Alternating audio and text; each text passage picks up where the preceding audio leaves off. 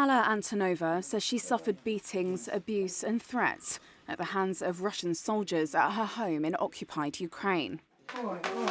All, she says, because they wanted to know where her son-in-law was serving in the Ukrainian army. Antonova spoke to Reuters from the apartment she now rents in Kyiv, having fled the port of Berdyansk, part of the southern Zaporizhia region, to escape the ordeal. They took my mother into the kitchen, me into the bedroom, and closed the door so that no one could hear me, so that my mother would not hear me screaming. I started screaming. They covered my mouth and told me, "Don't you shout, otherwise we'll take you with us." Moscow has denied accusations that its forces have committed atrocities or deliberately attacked civilians during their invasion. Russia's diplomatic mission in Geneva did not immediately reply to a request for comment about the women's claims. Reuters could not independently verify Antonova's account of what happened, nor her mother's. But Antonova did show Reuters several photographs of severe bruises on her arms and legs. One soldier, she said, pulled a plastic bag over her head and pressed down to stop her breathing. A second soldier brushed my head with a metal stick, saying that we'll only stroke you, but if you don't tell us where your son-in-law is stationed. I said that I don't know. I never asked my daughter where he serves. Then, the second one put a black bag over my head. They closed it off, and a hand was placed on my face so that I couldn't breathe. I started to lose consciousness.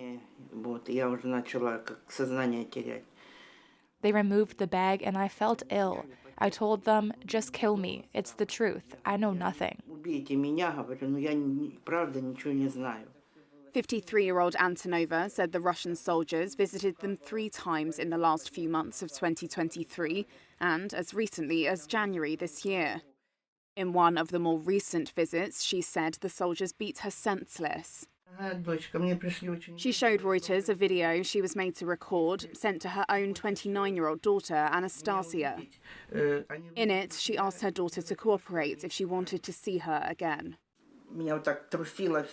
I was shaking. I couldn't say anything. I stuttered, and they told me, "Speak, as we will tell you to speak on video. We will send this to your daughter now. Say that very good military people came to you and asked you to ask your daughter to collaborate with us."